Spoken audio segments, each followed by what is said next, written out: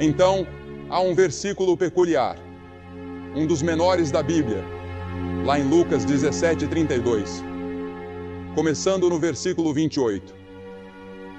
Ele diz: da mesma forma que foi nos dias de Ló, comiam, bebiam, compravam, vendiam, plantavam, edificavam. Mas no mesmo dia em que Ló saiu de Sodoma, choveu fogo e enxofre do céu e destruiu a todos. Assim será no dia em que o Filho do Homem se manifestar. Naquele dia, quem estiver no eirado, tendo seus bens em casa, não desça para os levar, e quem estiver no campo, não volte atrás. Lembrai-vos da mulher de Ló. Esse é o meu texto para esta noite. Lembrai-vos da mulher de Ló. Agora, por que Jesus diria algo assim? Que coisa estranha para ele dizer. Lembrai-vos da mulher de Ló. E então, em 2 Pedro, no 3º capítulo, a Escritura diz: o dia do Senhor virá como um ladrão de noite, no qual os céus passarão com grande estrondo, e os elementos ardendo se desfarão, e a terra e as obras que nela há se queimarão. E você pode perguntar: Billy, você acha que essas coisas vão acontecer? Bem, vamos voltar e estudar o porquê de Jesus ter dito: lembrai-vos da mulher de Ló. Tudo começou com Abraão. Abraão foi chamado por Deus. Ele era amigo de Deus. Ele foi um grande homem de Deus. Ele era um grande homem de fé. E quando Deus lhe disse certa vez para levar seu único filho Isaque e oferecê-lo no Monte Moriá como sacrifício, Abraão obedeceu.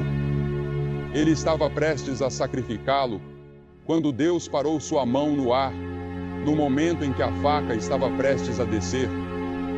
Deus o estava testando para ver o quanto Abraão realmente amava e obedecia a ele. Abraão viajou por todo o Oriente Médio. Começou em Ur, próximo de onde atualmente ocorreu a guerra entre o Iraque e o Irã. Depois foi para Harã com seu pai, Terá, seguiu para Canaã, desceu ao Egito, retornou a Betel e continuou indo e vindo por todo o Oriente Médio. Ele se tornou muito rico, possuindo grandes rebanhos de gado e ovelhas. Abraão tinha consigo seu sobrinho Ló, e sua esposa se chamava Sara. Mas há um perigo nos bens e na prosperidade. Abraão se tornou rico, e a prosperidade frequentemente traz pobreza espiritual. Abraão cometeu alguns pecados diante do Senhor, mas corrigiu suas falhas, confessou seus erros, e Deus o perdoou. A Escritura diz em Eclesiastes 6, há um homem a quem Deus deu riquezas, bens e honra, e nada falta à sua alma. E Jesus disse, é mais fácil um camelo passar pelo fundo de uma agulha do que um rico entrar no reino dos céus. Agora, quem são os ricos? As pessoas que vivem na Europa, na América, no Reino Unido, na Irlanda ou nessa parte do mundo são consideradas ricas, se comparadas com os padrões de muitos outros países.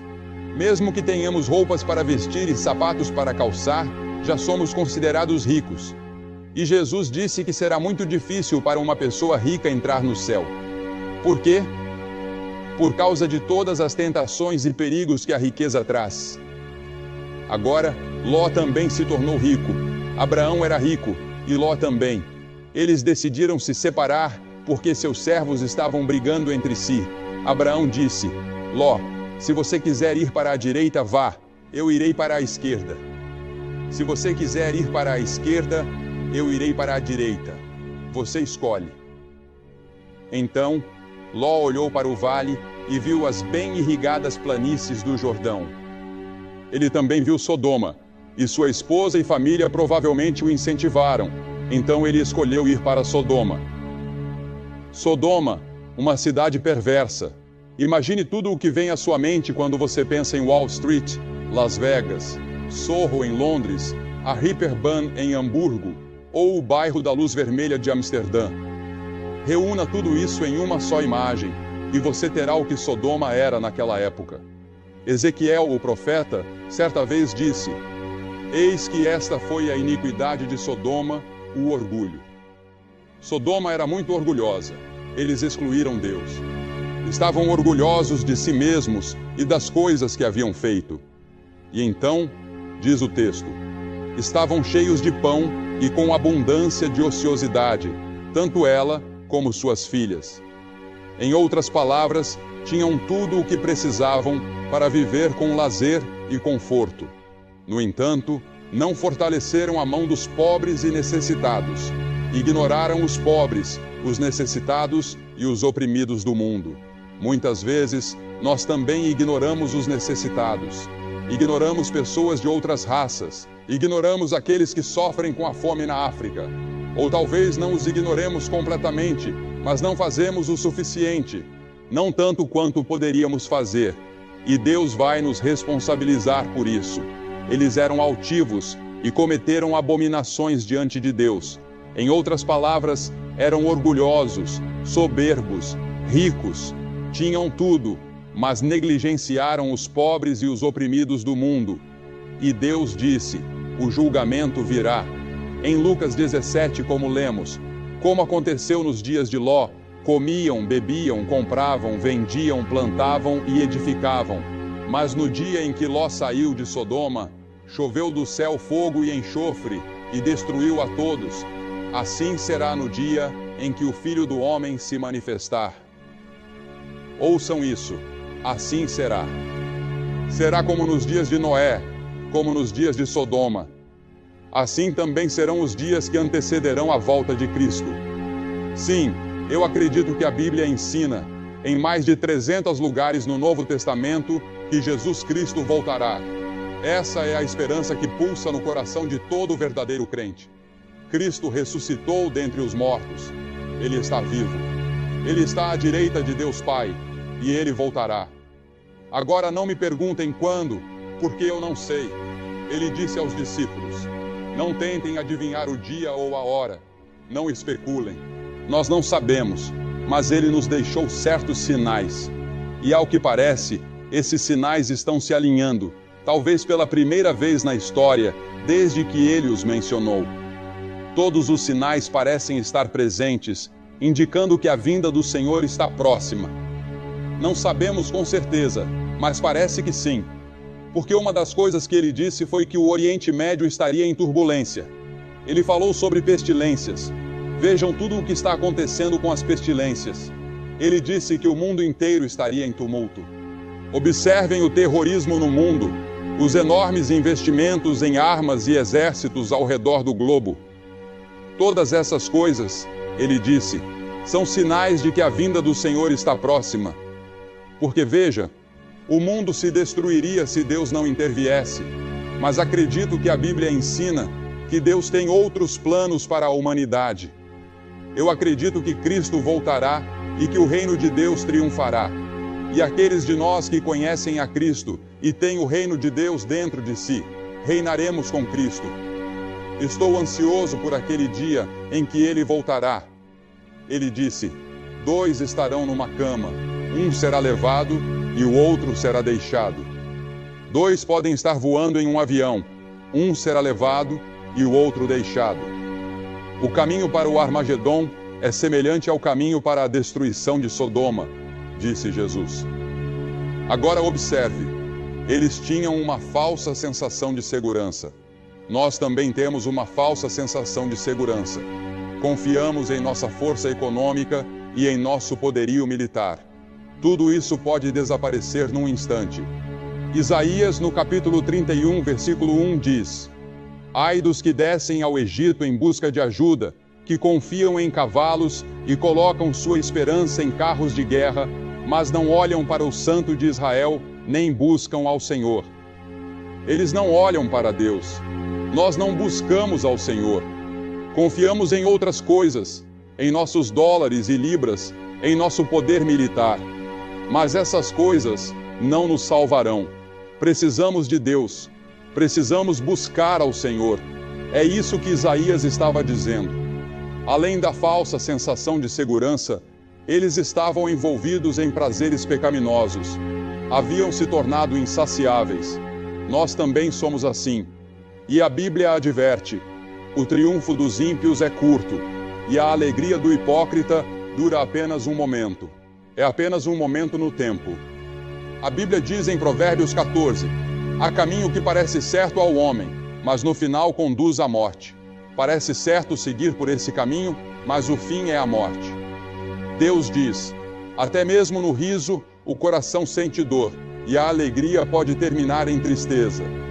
Mesmo quando você ri, às vezes não sente tristeza?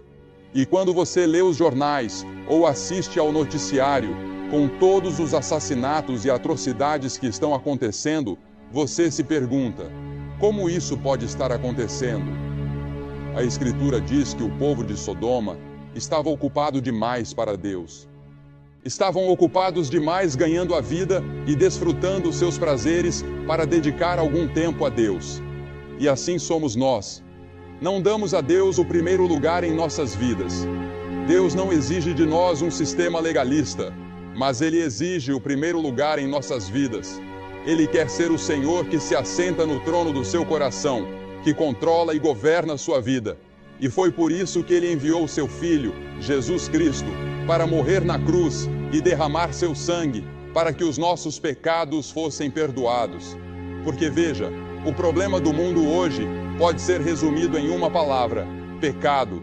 E a Bíblia diz: todos pecaram e estão destituídos da glória de Deus. Somos todos pecadores. Nascemos no pecado. Somos pecadores por escolha e pecadores por prática. E esse pecado nos separa de Deus, de modo que não temos um senso de realização. Não conhecemos o propósito e o significado de nossas vidas. Você pode buscar prazeres e diversões, mas eles não satisfazem. Algo lá no fundo clama por algo mais. Esses prazeres não resolvem o problema do seu lar, não resolvem o problema do desemprego. Algo está fora de equilíbrio, algo está errado. Eles também eram culpados de idolatria. Idolatria. Esse é o pecado que Deus mais odeia. É também o pecado do mundo ocidental hoje. Na verdade, é o pecado do mundo inteiro. Romanos 1:25 diz: trocaram a verdade de Deus pela mentira, e adoraram e serviram coisas criadas em lugar do Criador. Qualquer coisa em sua vida que ocupe o lugar de Deus, torna-se o seu Deus. Qualquer coisa que domine seus pensamentos e tome mais do seu tempo do que o Deus vivo, torna-se o seu Deus. Além disso, eles também eram culpados de perversão sexual. Uma das últimas direções que uma nação toma antes do julgamento costuma ser essa. Geralmente encontrada em sociedades abastadas. Não relações sexuais normais, mas perversões de vários tipos. Tentativas de encontrar novas maneiras de obter prazer através do sexo. Isso se torna uma ocupação em tempo integral para muitas pessoas. Basta ir a uma banca de revistas hoje e você verá uma infinidade de publicações dedicadas a isso, tentando encontrar algum novo ângulo, alguma nova abordagem. Agora, no meio de tudo isso, em Sodoma, vivia Ló. Ele havia escolhido Sodoma como seu lar, e as Escrituras dizem que ele era infeliz e estava atormentado. O problema de Ló era que ele tinha um pé no reino de Deus e o outro pé num mundo pecaminoso. Ele estava preso entre os dois. Ele não era feliz no mundo pecaminoso e também não era feliz no reino de Deus. E muitos de vocês são assim. Vocês frequentam a igreja, são membros de uma igreja, acreditam em Deus com a cabeça. Às vezes leem a Bíblia e têm uma aparência religiosa, mas lá no fundo sabem que seus corações pertencem ao mundo, ao cosmos, a este sistema mundano dominado pelo mal. Muitos de vocês têm uma herança cristã. Seus pais eram cristãos. Vocês aprenderam sobre a Bíblia na escola. Mas agora vocês são homens ou mulheres do mundo, ou jovens, mas nunca se sentem plenamente satisfeitos com seu relacionamento com Deus. Algo está errado, algo está faltando, algo está perdido. Vocês sabem o que é.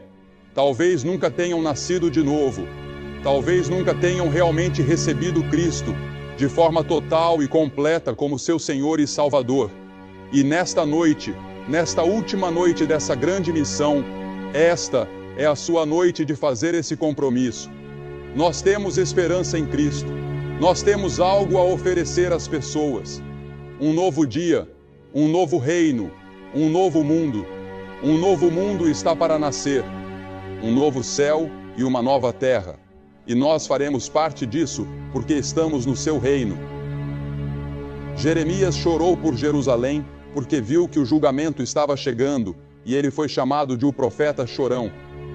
Jesus chorou por Jerusalém 700 anos depois e disse: Jerusalém, Jerusalém, quantas vezes quis eu ajuntar teus filhos, como a galinha ajunta os seus pintinhos debaixo das asas, e não quisestes. Agora o julgamento está vindo sobre ti. Deus avisou Sodoma. Ele enviou 2 mensageiros para alertá-los, mas a esposa de Ló não acreditou. Ló acreditou. Os mensageiros alertaram. A esposa de Ló foi avisada: não olhe para trás. Mas ela não creu. Ela olhou para trás e se transformou numa estátua de sal, exatamente como tinha sido avisada. A ira de Deus foi derramada sobre Sodoma. A esposa de Ló, assim como Abraão, sabia que isso estava chegando. Abraão orou e disse: Senhor, se encontrares 50 pessoas justas em Sodoma, pouparás a cidade. Deus disse: sim. Abraão perguntou: e se forem 45, e 30, e 20, e 10? E Deus respondeu: sim. Mas não havia nem mesmo 10 pessoas justas, 10 pessoas totalmente comprometidas com Deus. Assim, o julgamento veio. Agora, qual é a lição que aprendemos com essa declaração? Lembrem-se da esposa de Ló. Por que Jesus disse isso? Primeiro, lembre-se de que ela era a esposa do sobrinho de Abraão. Ela viveu na tenda de Abraão muitas vezes e viu o poder de Deus.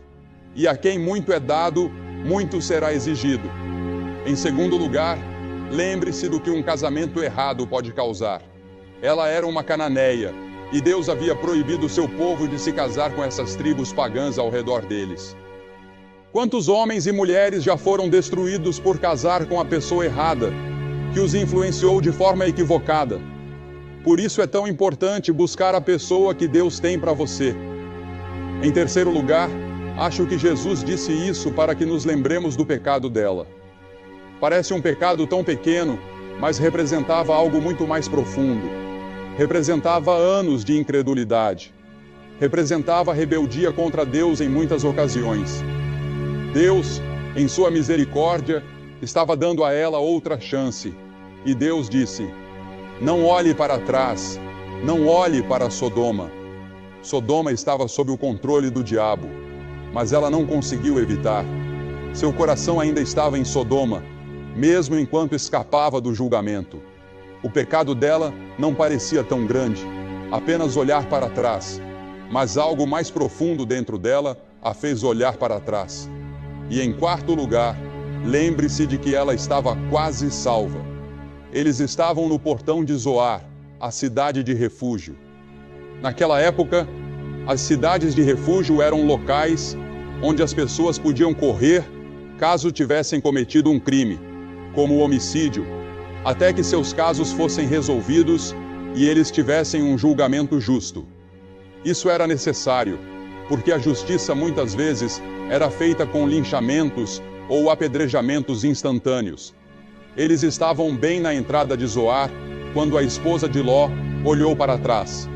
E foi naquele momento que ela se transformou numa estátua de sal. Agora, a Bíblia diz que Agripa, o grande rei, ouviu Paulo pregar e ele quase foi persuadido, mas ele endureceu seu coração. Muitos de vocês estão quase persuadidos de entregar sua vida a Cristo, mas vocês vão arriscar que podem fazer isso sem Ele. Alguns de vocês estão assim. E então, em quinto lugar, lembre-se de que ela foi oferecida salvação. Cristo é o lugar de salvação e refúgio. É na cruz onde Deus derramou o seu amor e onde nossos pecados foram levados por Cristo. Ele se fez pecado por nós, que não conhecíamos pecado. Ele levou os seus pecados e os meus pecados. Ele tomou o meu julgamento. Ele levou o inferno que eu merecia naquela cruz.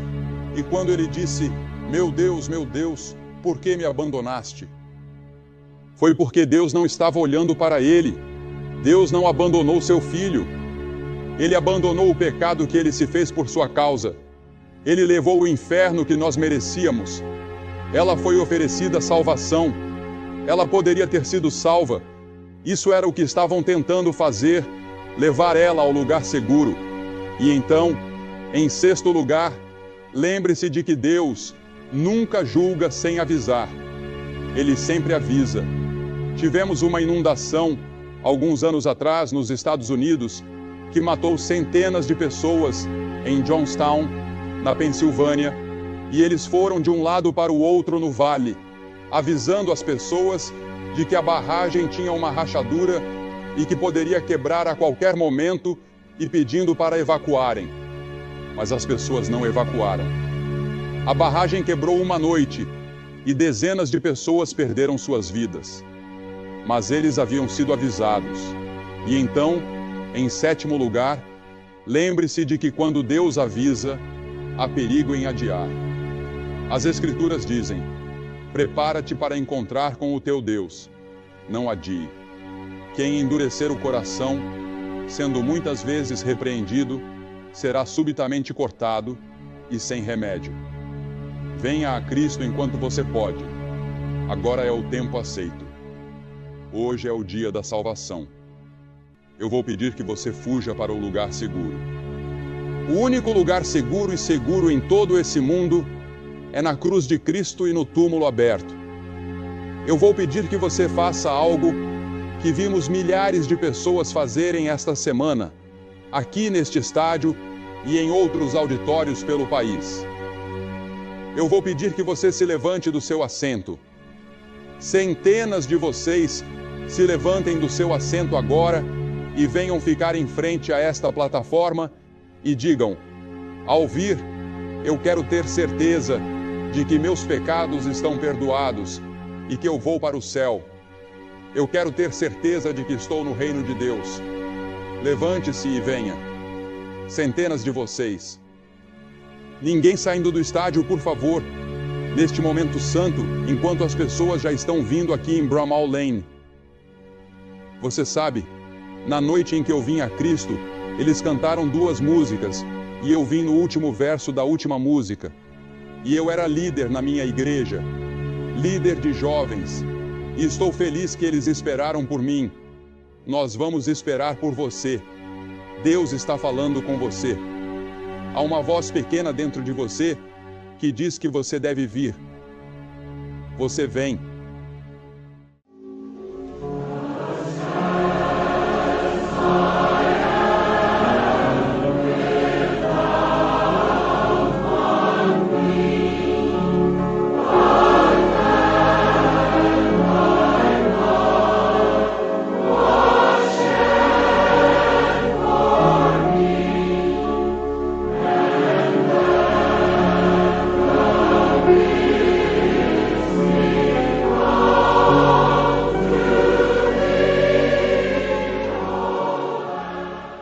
Você que está assistindo em outras partes do mundo, levante-se e muitas pessoas se ajoelham ao lado de seus televisores e fazem seus compromissos.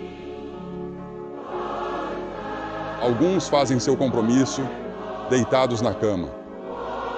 Onde quer que você esteja, pode ser em um bar. Recebemos tantas cartas de pessoas que assistem à televisão em um bar e fazem seu compromisso, ou em um quarto de hotel. Se você estiver nos Estados Unidos ou no Canadá, pegue o telefone e ligue para o número na tela da sua televisão e faça esse tremendo compromisso com Cristo. Não deixe essa noite passar sem fazer o seu compromisso. Nós vamos esperar por você de todos os lugares, há muito tempo. Levante-se e venha. Esta é a maior decisão que você tomará em toda a sua vida.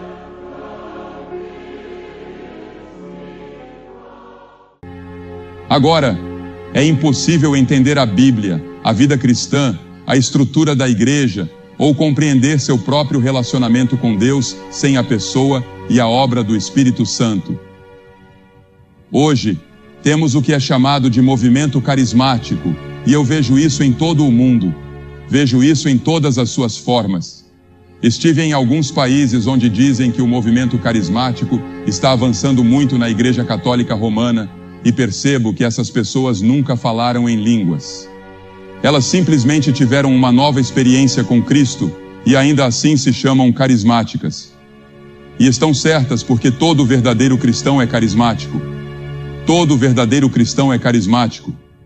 É da palavra carismático que obtemos nossa palavra carisma, que é o plural de charis, que significa dom, um dom de graça. Agora existem 20, 21 ou 19 dons, dependendo de como se conta. No meu livro eu digo 20, mas penso que é apenas uma lista exemplificativa dos dons do Espírito. Mas todo verdadeiro crente tem um dom do Espírito Santo. O dom de administração, o dom de ajuda, o dom de conhecimento, o dom de sabedoria, o dom de evangelista, o dom de pastor, o dom de mestre. Seja qual for o dom, ele é dado pela vontade do Espírito Santo. É um dom do Espírito Santo para você, para ajudá-lo, guiá-lo, fortalecê-lo, edificar o corpo de Cristo e testemunhar de Cristo ao mundo ao nosso redor. E nesse sentido, todo verdadeiro crente é carismático. Agora vamos examinar um pouco mais a palavra e a obra do Espírito Santo. Em primeiro lugar, ele não é uma coisa, não é um isso. Ouço pessoas dizerem, eu quero isso. Ele é uma pessoa. A Bíblia diz que ele não é algo, ele é alguém. Ele é Deus. Há 3 pessoas na Trindade, Deus Pai, Deus Filho, Deus Espírito Santo. Você pode dizer, eu não entendo isso. Nem eu. Não vou tentar explicar, pelo menos neste momento, exceto pela fé, que há um só Deus expresso em 3 pessoas, Deus Pai, Deus Filho, Deus Espírito Santo. Agora, a Bíblia ensina que o Espírito Santo é todo-poderoso. Miqueias 3:8 diz, mas quanto a mim, estou cheio do poder do Espírito do Senhor. A Bíblia diz que ele está presente em todos os lugares. Não importa onde você vá, ele está lá. Para onde me ausentarei do teu Espírito? Para onde fugirei da tua presença? Salmo 139. Essa é uma das razões pelas quais Cristo foi embora. Ele precisou sair do corpo humano, porque Cristo só podia estar em um lugar por vez. Ele estava limitado ao seu corpo. Ele foi embora para que o Espírito Santo pudesse vir em seu lugar e estar presente em todos os lugares ao mesmo tempo. O Espírito Santo pode estar em seu coração e no meu, mesmo que vivamos a 1000 milhas de distância. Ele disse, convém que eu vá, porque se eu não for, o Consolador não virá para vós, mas se eu for, eu o enviarei. Ele precisava ir para que o Espírito Santo pudesse vir e realizar sua grande obra ao longo da história da igreja. Agora, ele também tem todo o conhecimento. A Bíblia diz, mas Deus nos revelou pelo seu Espírito, porque o Espírito penetra todas as coisas, ainda as profundezas de Deus. É o Espírito Santo quem nos ensina e nos leva mais e mais profundamente à medida que avançamos em nossa vida cristã. Na nossa vida cristã devemos crescer na graça e no conhecimento de Cristo, mas só podemos crescer com a ajuda do Espírito Santo. Porque no momento em que você aceita Cristo como seu Salvador, o Espírito Santo vem habitar em seu coração. Seu corpo se torna o templo do Espírito Santo e ele está lá para ajudá-lo a viver a vida cristã. Não há uma pessoa nesta audiência que possa ser cristã sem o Espírito Santo. Não há uma pessoa nesta audiência que possa seguir a Cristo sem a ajuda do Espírito Santo. O Espírito Santo é extremamente importante. Ele é essencial em nossas vidas. A Bíblia também diz que o Espírito Santo possui todo o conhecimento. Mas Deus nos revelou pelo seu Espírito, porque o Espírito penetra todas as coisas, até mesmo as profundezas de Deus. No livro de Apocalipse é dito que ele tem 7 olhos. O número 7 representa a perfeição nas Escrituras. Ele tem 7 olhos, olhos perfeitos. Ele vê tudo o que acontece. Ele sabe o que ocorre no seu coração. Ele sabe o que se passa na sua mente. Nada está escondido dele. O poder de sondar e investigar do Espírito Santo, com esses 7 olhos que enxergam em todas as direções, confere a ele conhecimento perfeito. A Bíblia também diz que ele é eterno. Em Hebreus 9:14 encontramos a expressão o Espírito Eterno. Ele é coeterno com Deus Pai e Deus Filho. Para explicar a Trindade novamente, eu não sei exatamente como, mas vamos usar uma ilustração. Pense em uma maçã. Você tem a casca do lado de fora, a polpa e o caroço.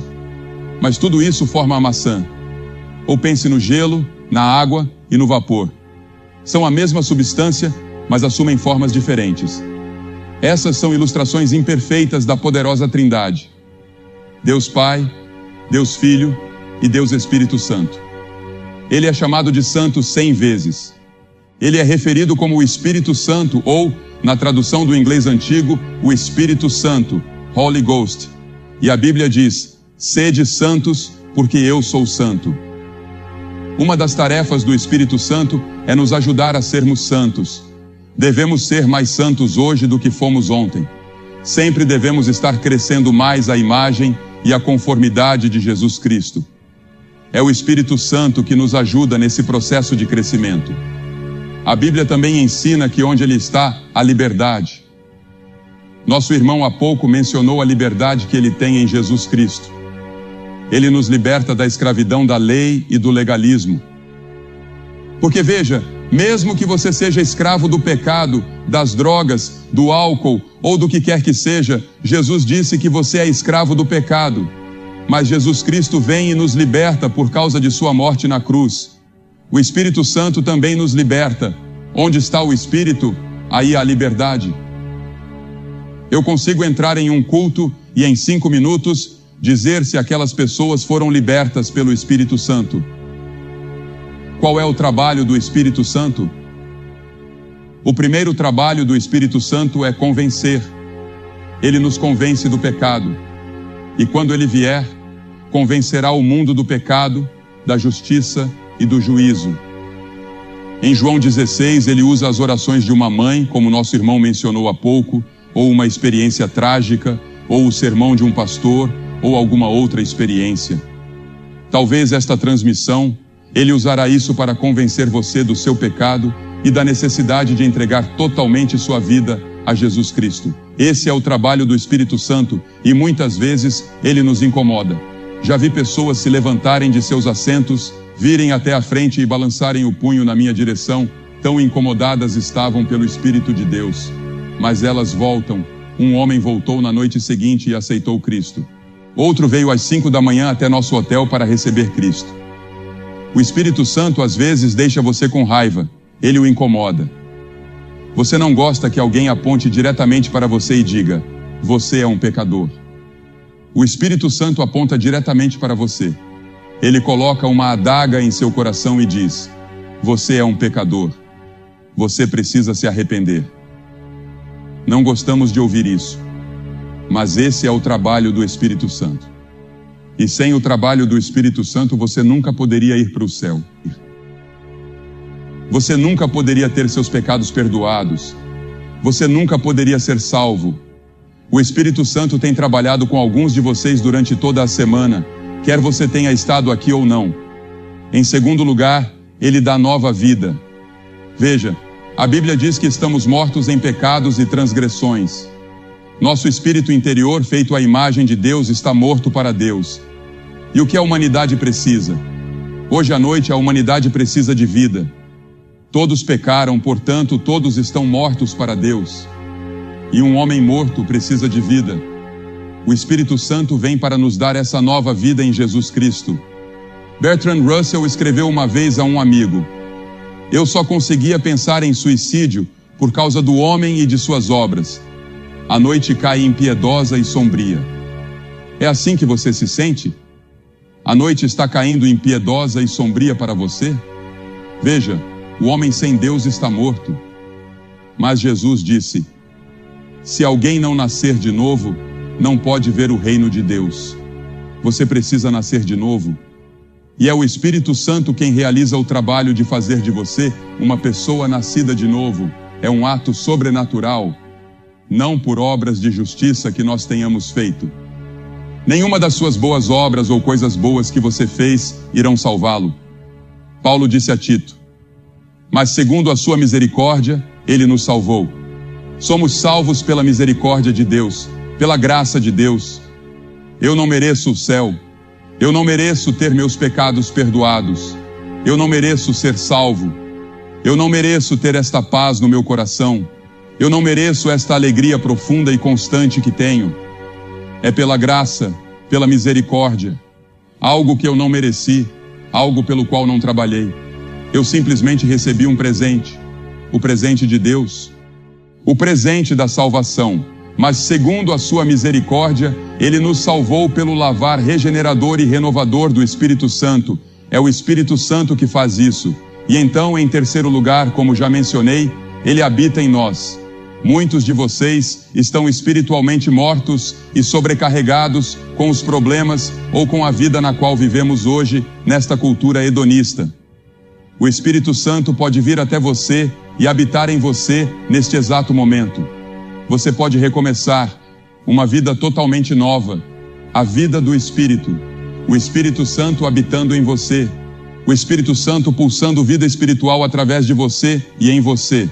Eu porei o meu Espírito dentro de vós e farei que andeis nos meus estatutos e guardareis os meus juízos e os cumprireis, diz Ezequiel 36.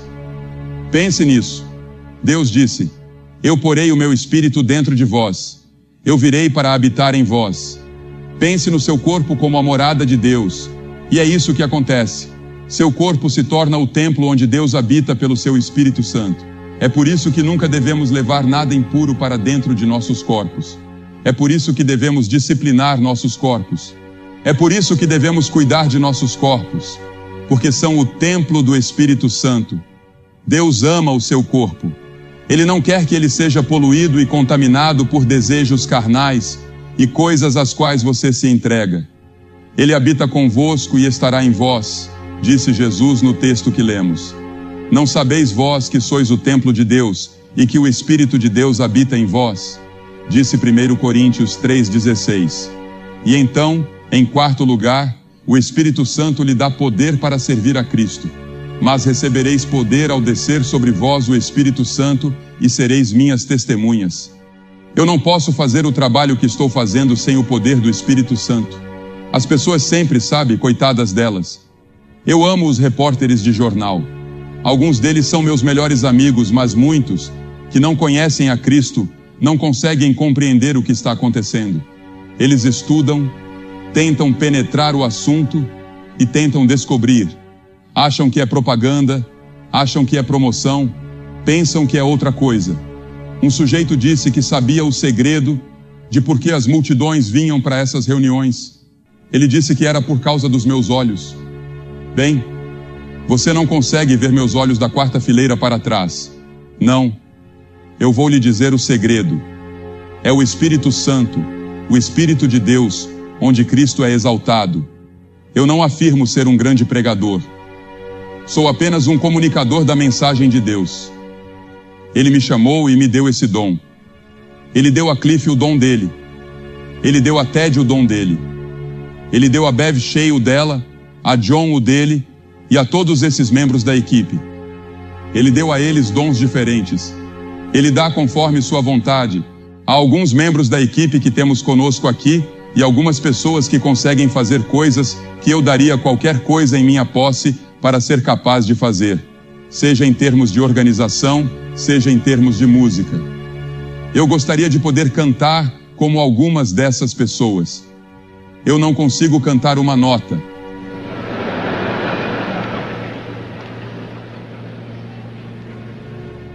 Na verdade, eu nem canto quando estou ao lado de alguém porque atrapalho a pessoa. E eu não sou o melhor organizador do mundo. Mas Deus me deu meu pequeno dom. o dom de comunicar o Evangelho. E o que realmente importa é a mensagem. Que Cristo morreu pelos nossos pecados, segundo as Escrituras. Que Ele ressuscitou, segundo as Escrituras. Que Ele voltará novamente e que Ele está pronto para entrar em seu coração agora mesmo, pelo Espírito Santo, e fazer de você uma nova pessoa. Esse é o Evangelho. Essa é a única mensagem que Cristo me deu. Essa é a única mensagem que Deus me deu.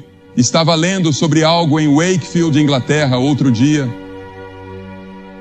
Uma mulher tentou passar no teste de direção 38 vezes e falhou 38 vezes.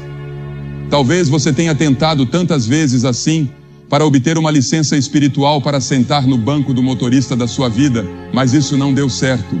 Quantas pessoas foram a reuniões, rededicaram suas vidas, vieram à frente ou saíram de lá dizendo: vou viver de maneira diferente ou vou fazer melhor. Mas isso simplesmente não funcionou. Esta pode ser a 38ª vez. E hoje à noite pode funcionar, porque você vai entregar sua vida a Cristo da maneira certa, pelo arrependimento dos seus pecados e pela fé em Cristo. E o Espírito Santo virá de forma sobrenatural, renovará você e lhe dará uma nova natureza. E então, o Espírito Santo produz o fruto do Espírito. Quais são os frutos? 9 deles. Mas o fruto do Espírito é amor, alegria, paz, longanimidade, benignidade, bondade, fé, mansidão e domínio próprio.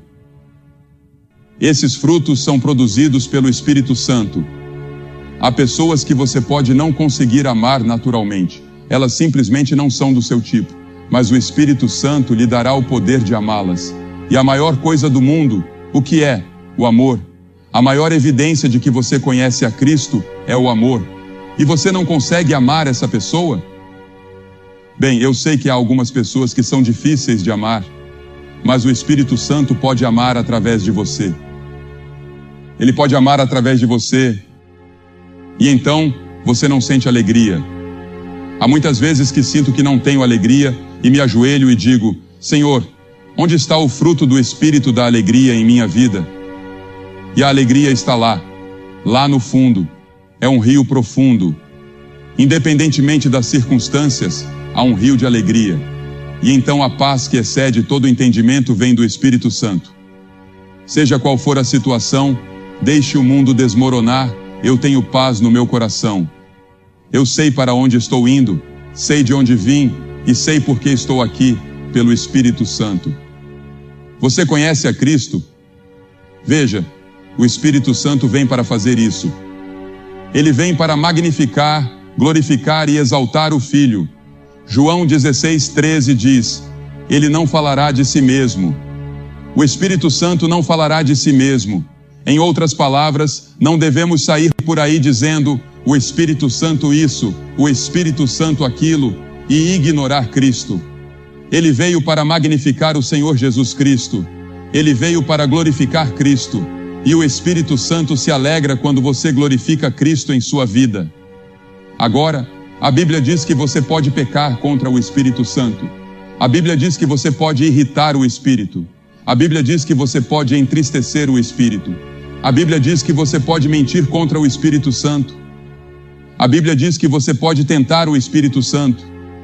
A Bíblia diz que você pode resistir ao Espírito Santo. E se você resistir ao Espírito Santo, não há perdão. Porque veja bem, é o Espírito Santo que o atrai a Cristo. É o Espírito Santo que o convence de sua necessidade de Cristo. E se você resistir a Ele, continuar resistindo, seu coração ficará cada vez mais endurecido. Então, não há mais arrependimento, não há mais salvação. Há apenas um caminho de salvação, e esse caminho é Cristo. É uma coisa solene resistir ao Espírito Santo. Você percebe a voz dele e ainda assim recusa deliberadamente. É perigoso resistir ao Espírito. Aquele que rejeitou a lei de Moisés morreu sem misericórdia, sob o testemunho de 2 ou 3 pessoas. De quanto maior castigo cuidais, vós será julgado merecedor aquele que pisar o Filho de Deus e tiver por profano o sangue do pacto com o qual foi santificado e fizer afronta ao Espírito da graça. Estou pedindo a você, hoje à noite, para se render ao chamado do Espírito Santo.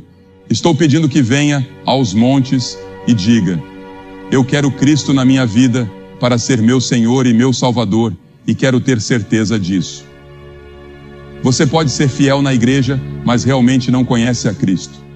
Ou você pode não ter nenhuma religião.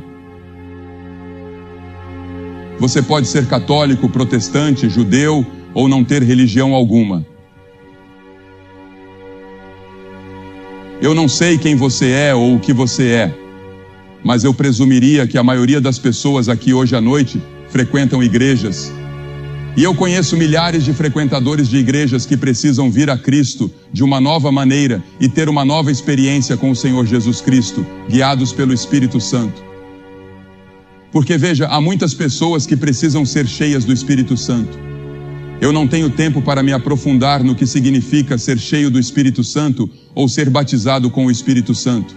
Tudo isso está no meu livro, porque estou aqui esta noite para falar sobre o que o Espírito Santo pode fazer por você, bem agora, aqui e agora.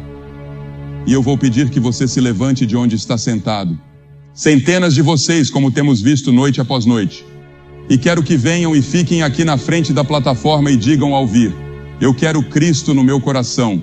Quero saber que estou indo para o céu. Quero que meus pecados sejam perdoados. Quero começar uma nova vida. Se você está com amigos ou parentes, eles vão esperar. Se você está lá em cima, na galeria superior, levará cerca de 2 minutos. Então comece agora. Pode trazer seu amigo com você. Há milhares de vocês aqui esta noite que Deus tem falado ao coração. Levante-se e venha agora mesmo, rapidamente, e diga ao vir: eu quero Cristo no meu coração. Quero que o Espírito Santo entre na minha vida hoje à noite. Quero que Cristo perdoe meus pecados. Levante-se e venha rápido. Vamos esperar por você. Homens, mulheres, jovens, venham agora.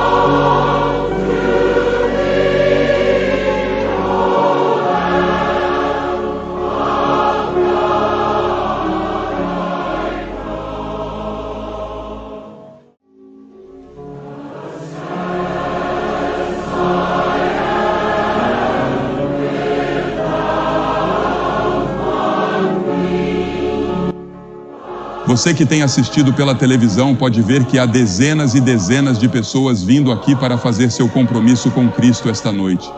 Eles querem que seus pecados sejam perdoados. Eles querem uma nova vida em Cristo. E o Espírito Santo é aquele que pode realizar esse ato sobrenatural em seus corações, ou no seu. Isso pode acontecer agora mesmo, onde quer que você esteja. Eu vou pedir que você diga sim a Cristo. Receba-o no seu coração. Deixe que o Espírito Santo entre para habitar, para lhe dar poder sobrenatural, para produzir o fruto do Espírito que é tão desesperadamente necessário na sua comunidade, na sua família e na sua própria vida. Venha e faça esse compromisso no seu coração. Que Deus te ajude a fazer esse compromisso. A cegueira espiritual afeta todos aqui. Há milhares de pessoas presentes esta noite que podem me ver aqui em cima, mas são cegas espiritualmente. E essa cegueira impede que você conheça verdadeiramente a Deus. Agora Bartimeu era um homem cego, e ele saiu do pequeno lugar onde passou a noite, sem esperança de que algum dia pudesse enxergar. Ele ia até o portão de Jericó e pedia esmolas às pessoas que passavam por lá. Pessoas que iam ao mercado ou seguiam para seus negócios naquele dia. Ele dizia: ajude o cego, ajude o cego, ajude o cego, ajude o cego. Ele tinha sua bengala, um casaco velho e surrado. Ele havia pedido um pouco de pão a uma mulher enquanto seguia seu caminho e conseguiu um pouco de leite. E lá ele se sentava com outros cegos e mendigos, esperando que as pessoas lhes dessem um pouco de dinheiro ou algo que os ajudasse. E assim, ao olhar para Bartimeu, eu vejo a mim mesmo, ou vejo você. A Bíblia diz que ele está cego espiritualmente, e nossos líderes mundiais estão tateando no escuro. Eu ouço algumas dessas coisas na televisão, vindas de alguns de nossos líderes mundiais, e fico surpreso com a cegueira espiritual. E já conversei com alguns deles em particular. E às vezes, sinto vontade de estender a mão, sacudi-los e dizer que eles precisam de Cristo, porque Cristo poderia abrir seus olhos. E eu acho que somente os verdadeiros crentes sabem o que está errado com o mundo, porque o que está errado com o mundo é um problema espiritual. Agora Bartimeu não podia ver seus trapos. Ele não podia ver sua imundície. Ele também não podia ver a beleza. E de tempos em tempos, lemos sobre alguém vivendo em uma casa ou apartamento cheio de recipientes vazios, lixo e sujeira. E a pessoa que vive ali pode parecer levar uma vida perfeitamente normal e está bem vestida. Eu conheço uma casa assim agora, onde a senhora está sempre bem vestida. O marido é médico, e eles são respeitáveis, são boas pessoas, e quando você os vê fora de casa, pensa que são o casal mais maravilhoso do mundo. Mas se você entra na casa deles, é uma bagunça, parece um chiqueiro, e é assim com muitos de nós. Parecemos estar bem por fora, mas lá no fundo, em nossos corações e almas, sabemos que algo está errado. E por algum motivo, a pessoa parece nem se importar. A Escritura diz, o homem natural, esse é o homem comum, o homem antes de conhecer a Cristo, não aceita as coisas do Espírito de Deus, pois para ele são loucura, e não pode entendê-las, porque elas se discernem espiritualmente. E parece tolice eu estar aqui e dizer que, porque Jesus Cristo morreu em uma cruz há 2000 anos e ressuscitou dos mortos, isso pode impactar sua vida hoje e agora, dando-lhe a segurança, a paz e a alegria que você nunca conheceu antes, ajudando a resolver muitos dos problemas de relacionamento que você enfrenta e lhe dando um senso de responsabilidade pelo seu próximo. Mas é verdade, e algumas pessoas chamariam isso de loucura. A Bíblia diz que a proclamação do Evangelho é loucura para os que perecem. Veja, você está cego pelo Deus deste mundo. E quem é o Deus deste mundo? Jesus o chamou de diabo, o príncipe do poder do ar, o príncipe deste mundo. Há uma outra força no mundo, e essa outra força também tem poder sobrenatural. E essa outra força é o diabo. E há um conflito em andamento, o conflito das eras, entre as forças de Deus e as forças do diabo. Você pode perguntar, por que Deus permite isso? Essa é uma grande questão. É um mistério de onde o diabo veio. Agora, a Bíblia nos diz no capítulo 28 de Ezequiel e também no capítulo 14 de Isaías, onde temos uma pequena visão disso e encontramos outras imagens e vislumbres ao longo das Escrituras. Mas há um diabo. Agora, ele não governa no inferno. Ele nunca esteve no inferno. Ele está vivo. Ele se estabeleceu neste planeta. Agora, você pode chamar o mal do que quiser, mas todos sabemos que há mal no mundo, e todos sabemos que algo está errado, mas não sabemos exatamente o que. A Bíblia nos diz que por trás de tudo isso está o diabo. Você pode perguntar, mas por que Deus não mata o diabo e resolve tudo de uma vez? Bem, um dia Deus vai fazer exatamente isso. Ele não vai matá-lo, mas vai lançá-lo no lago de fogo. Mas esse dia ainda não chegou. Porém, o diabo já sofreu uma grande derrota. Houve uma grande vitória de Deus na cruz. A cruz parecia uma derrota para Deus, mas foi na verdade uma derrota para o diabo. E você e eu podemos participar da vitória que Cristo conquistou na cruz quando o conhecemos. Mas até lá, o Deus deste mundo cegou nossos olhos, então nossos olhos estão cegados sobrenaturalmente. E é por isso que apenas o Espírito Santo pode remover essas vendas que estão sobre seus olhos neste momento. Este homem não era apenas cego, ele também era pobre.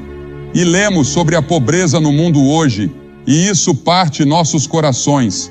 Muitos de nós estamos sofrendo esta noite de pobreza espiritual. Além de ser cego e pobre, ele também era indefeso.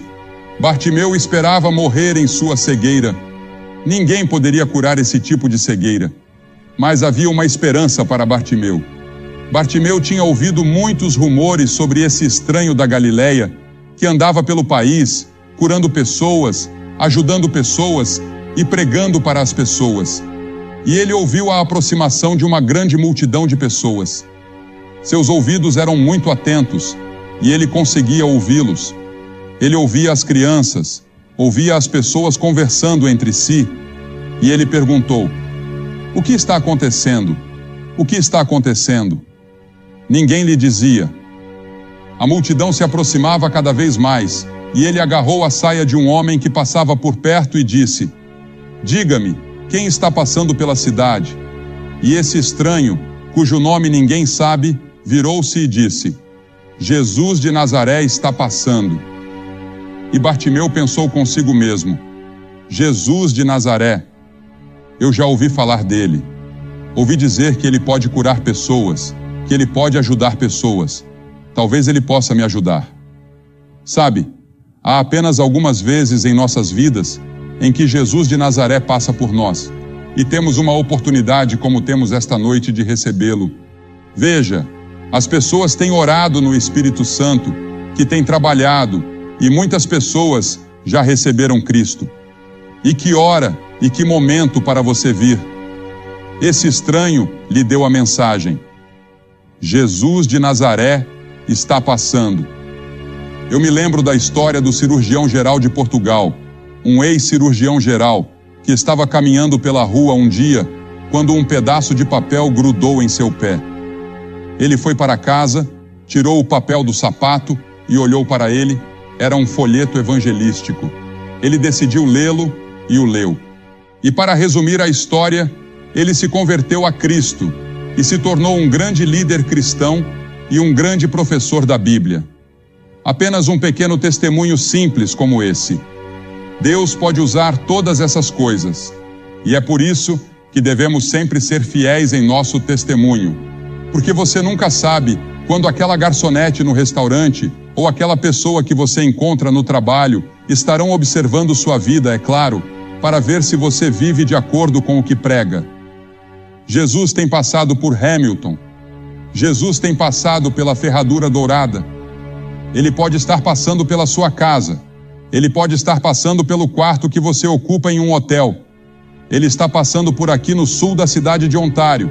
E em seu desespero, Bartimeu clamou com toda a sua força: Jesus, filho de Davi, tem misericórdia de mim, tem misericórdia de mim. E os outros mendigos disseram: cala a boca, os magistrados vão ouvir isso e vão nos prender. Mas ele continuou clamando. Essa era a sua única chance. Jesus estava ali e ele ia aproveitar. E os outros diziam: fique quieto, Bartimeu. Quem quer ouvir alguma coisa de um velho mendigo como você? Mas quanto mais o repreendiam, mais ele clamava. E quero que você note algumas coisas sobre isso. Primeiro, ele clamou pela coisa certa. Ele clamou por misericórdia. Ele precisava de outras coisas, mas o que ele mais precisava era de Cristo. Ele precisava de Deus. Tem misericórdia de mim, tu, filho de Davi, tem misericórdia de mim. Isso é o que todos nós precisamos esta noite, a misericórdia de Deus. Misericórdia. Quando eu estiver diante do tribunal de Cristo, não vou dizer: Senhor, eu quero justiça. Se eu receber justiça, vou acabar no inferno. Eu quero misericórdia, e Deus ofereceu sua misericórdia na cruz. E ele diz: eu vou te perdoar e te limpar de todo o pecado que você já cometeu. Você nunca terá que enfrentar o julgamento. Você nunca estará em perigo do inferno se entregar sua vida a Jesus Cristo. Então, primeiro de tudo, você tem que dizer: eu sou um pecador. Você tem que dizer isso a si mesmo e talvez a outras pessoas, assim como um alcoólatra. Antes de você poder ajudar um alcoólatra, ele precisa estar disposto a dizer: eu sou um alcoólatra, para que você possa ajudar. No vício em drogas, você tem que dizer: eu sou um viciado em drogas, preciso de ajuda. E quando você vem a Cristo, deve dizer: eu sou um pecador, preciso de ajuda, e ó Senhor Deus, por favor, me ajude.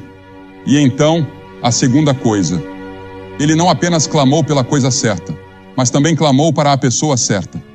Ele clamou ao Senhor Jesus Cristo, o Filho do Deus vivo, o único em todo o mundo que podia ajudá-lo, que estava bem ali. E todas as suas esperanças estavam centradas nele.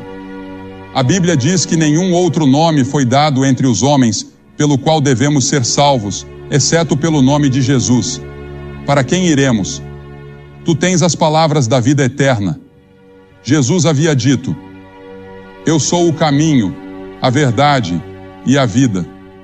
Ninguém vem ao Pai senão por mim. E este homem Bartimeu estava vindo da maneira certa. Ele estava vindo à pessoa certa. Ele estava vindo a Jesus, o Filho de Deus. E ele clamou no momento certo. Jesus estava passando. Suponha que ele tivesse esperado e dito: vou ver o que os escribas, os fariseus e os líderes religiosos têm a dizer sobre ele. Vou esperar até que ele venha a Jericó novamente. Jesus nunca mais voltou a Jericó. Ele pode nunca mais passar por aqui desta forma. Quando veremos algo assim em Hamilton novamente? Faz muito tempo desde que isso aconteceu. Muitas pessoas vieram e ouviram o Evangelho, e tantas pessoas trabalharam, oraram e creram, assim como fizeram aqui. E a igreja se uniu e cooperou como fizeram. E Deus tem falado, e muitas pessoas têm encontrado Cristo. E esta noite você pode encontrar Cristo. Agora, ele clamou naquele momento. A Bíblia diz: aquele que endurece o coração, sendo muitas vezes repreendido, será quebrantado de repente e sem remédio. Em outras palavras, quando você ouve o Evangelho e não faz nada a respeito, isso endurece um pouco mais o seu coração. O Espírito Santo de Deus continuará a falar com você, mas você não consegue ouvi-lo porque fica surdo. A Bíblia diz: Efraim está ligado aos seus ídolos, deixa-o. Chega um ponto, não sei onde ou quando, mas existe um ponto além do qual você pode chegar, onde seu coração está tão endurecido que mesmo que Deus continue falando, você não pode mais ouvir. Então venha agora, enquanto você tem uma oportunidade. O grande governador Félix tremeu quando Paulo estava falando com ele sobre o Evangelho e ele disse: vai-te, Paulo, quando eu tiver uma ocasião mais conveniente, chamar-te-ei. Mas ele nunca teve uma ocasião mais conveniente. Aquele foi o seu momento, aquela foi a sua hora diante de Deus, e ele não aproveitou.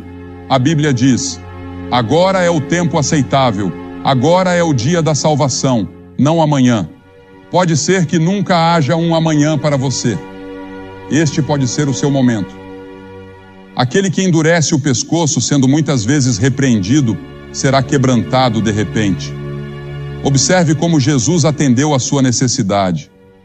Havia uma grande multidão de pessoas, e hoje em dia pensamos em termos de grandes multidões. Há uma grande multidão aqui esta noite. Disseram-me que são 18.000 pessoas. E pensamos em termos de multidões, pensamos em encher nossas igrejas, em encher um auditório ou ter uma grande multidão em um jogo. Pensamos em termos de multidões, mas é interessante que Jesus não só pregou para as multidões, mas os maiores sermões que acho que ele já pregou foram para indivíduos. Ele parou e ficou parado quando este homem cego o chamou. Uma grande multidão de líderes estava ao seu redor. Ele poderia ter dito: não tenho tempo, estou a caminho de Jerusalém para morrer pelos pecados do mundo. Mas ele parou em seu caminho para a cruz para ouvir o clamor deste mendigo. Ele parou de morrer na cruz para ouvir aquele ladrão dizer: lembra-te de mim quando entrares no teu reino. Ele parou quando uma mulher tocou em sua veste. E Jesus vai parar por você esta noite. Porque veja, ele vê você esta noite como se você fosse a única pessoa em todo o mundo. Ele não vê você como parte desta grande multidão. Ele vê você como você é. Ele conhece todos os seus pensamentos, todas as suas intenções e todas as lutas que estão acontecendo dentro de você. E a Bíblia diz que Ele ama você e morreu por você. E se você fosse a única pessoa em todo o mundo, Ele teria morrido por você. E Jesus não apenas parou, mas disse: chame-o. As Escrituras dizem em Lucas 19:10 que Ele veio buscar e salvar o que se havia perdido. Você está perdido psicologicamente, espiritualmente está perdido. Você precisa de alguém que o encontre e coloque os braços ao seu redor. É isso que Ele fará por você esta noite. E houve uma surpresa no rosto das pessoas da multidão ao verem aquele pobre velho cego, imundo e sujo sendo chamado. Pela primeira vez, eu suponho, alguém o chamou. Alguém jogou sua capa sobre ele. Alguém lhe deu sua bengala. Ele jogou os dois fora e correu até Jesus, prostrando-se diante dele. E então Jesus lhe fez uma pergunta estranha. Ele estava cego há todos aqueles anos, e Jesus perguntou: o que queres que eu te faça? Você consegue imaginar isso? O que queres que eu te faça? E ele respondeu: Senhor. E essa palavra Senhor significa que naquele momento ele havia recebido Cristo em seu coração. Meu próprio Senhor, que eu possa receber à minha vista. E eu acredito que ele estava falando não apenas sobre seus olhos físicos, mas também sobre seus olhos espirituais. Os cientistas acreditam que 33 milhões dos 42 milhões de pessoas cegas no mundo poderiam ser curadas ou sua cegueira poderia ter sido evitada. A cegueira espiritual, no entanto, não pode ser evitada. Ela é causada pelo pecado e todos nós a temos, mas ela pode ser curada pelo Senhor Jesus Cristo. Ele abrirá seus olhos e Ele pode abrir seus olhos esta noite. Qual é a sua necessidade? O que você quer que Cristo faça por você esta noite? O que você quer que eu faça? Ele perguntou.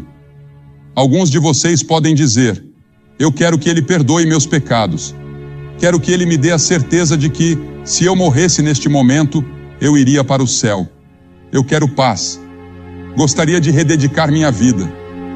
Fui batizado ou confirmado, mas de alguma forma não tenho esse relacionamento pessoal com Cristo. Não tenho essa caminhada com Ele que eu deveria ter e gostaria de ter isso. Talvez você queira reafirmar seus votos de confirmação, seja o que for. E Jesus disse a ele: vai, a tua fé te salvou. Não foi o dinheiro, não foram as boas obras, mas a tua fé te salvou. Estou pedindo para que você dê esse passo hoje à noite. E se você tiver alguma dúvida em seu coração, faça o seu compromisso esta noite. Você sabia que, a cada noite que estivemos aqui, mais de 700 pessoas vieram a Cristo e fizeram um compromisso? Em ambas as noites. E o que vou pedir que você faça é o que já fizemos em toda a América Latina, em toda a Europa, em todo o Oriente, em toda a América e em todo o Canadá. Pedimos às pessoas que se levantassem de seus assentos e viessem à frente do palco, dizendo simbolicamente: eu preciso de Cristo. Eu quero a sua misericórdia. Eu quero o seu amor e a sua graça. Eu quero conhecê-lo pessoalmente. Por que peço que você venha à frente e faça essa declaração pública? Porque Jesus foi pendurado na cruz publicamente por você. Ele não fez isso em particular. Ele fez isso publicamente. E as pessoas estavam contra ele, zombando dele. Ele estava nu e sangrando e fez isso publicamente. E ele disse que, se não estivermos dispostos a confessá-lo publicamente diante dos homens, ele não nos confessará diante de seu Pai, que está no céu. É um compromisso público. E estou pedindo que você faça esse compromisso esta noite. E depois que todos vocês vierem e ficarem aqui, vou dizer algumas palavras a vocês, fazer uma oração e dar-lhes um livro para levar para casa, que ajudará no seu crescimento cristão. Se você está com amigos ou parentes, eles vão esperar.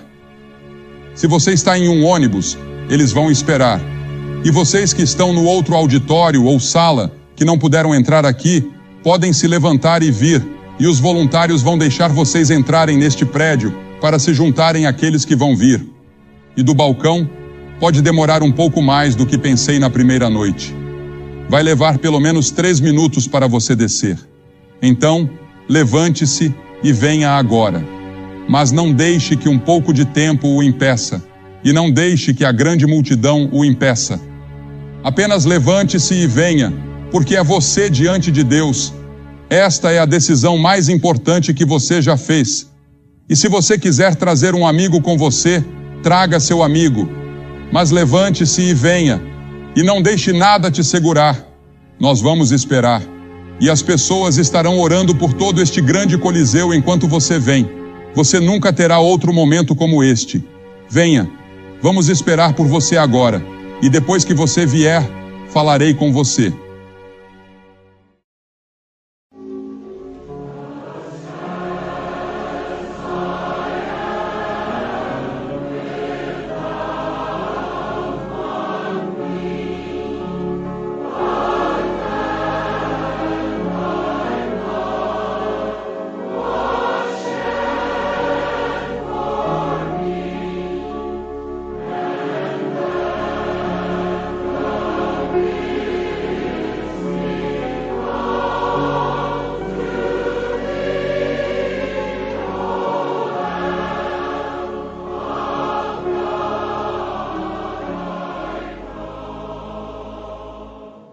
Você que está assistindo pela televisão, Deus tem falado poderosamente a centenas de pessoas, e centenas já vieram e ainda estão vindo.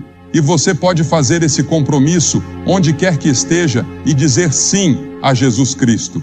Ele entrará em seu coração, Ele perdoará seus pecados, Ele pode fazer de você uma nova pessoa.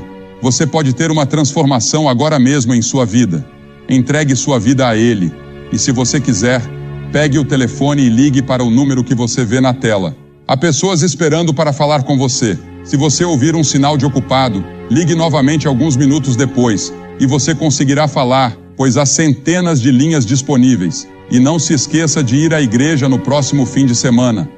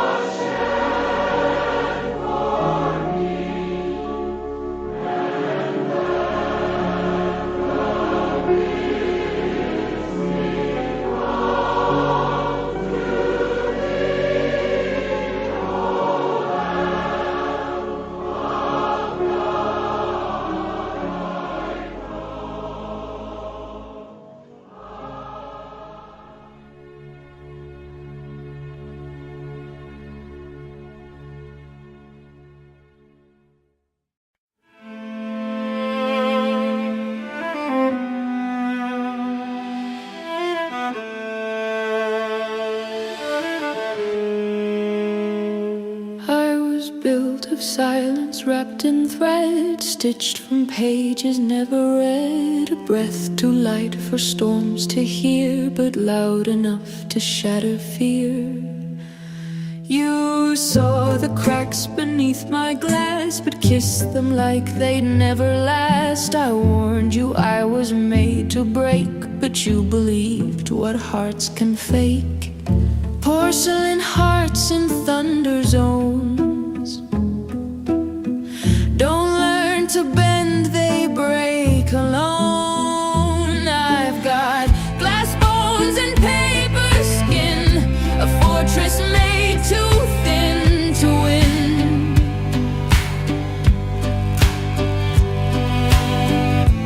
Folded strength in quiet lines, I disappear where pressure shines. You held me like I wouldn't fall, but I was never whole at all.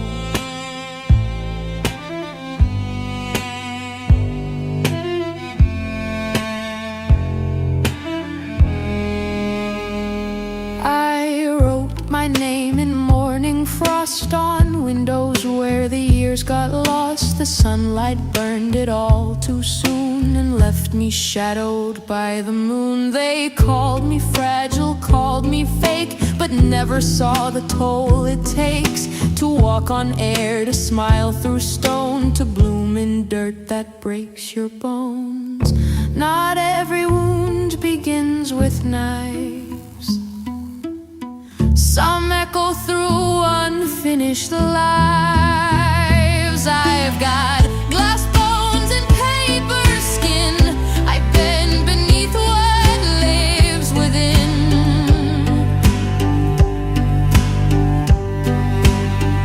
No siren sound when I collapse, just silence filling all the gaps. You thought I broke from outside in, but it was never that simple to begin. This isn't weakness, it's design to fracture slow and still look fine. So don't be shocked if I dissolve. I'm not a puzzle you can solve. I've got glass bones and paper skin, but I've survived the fire within.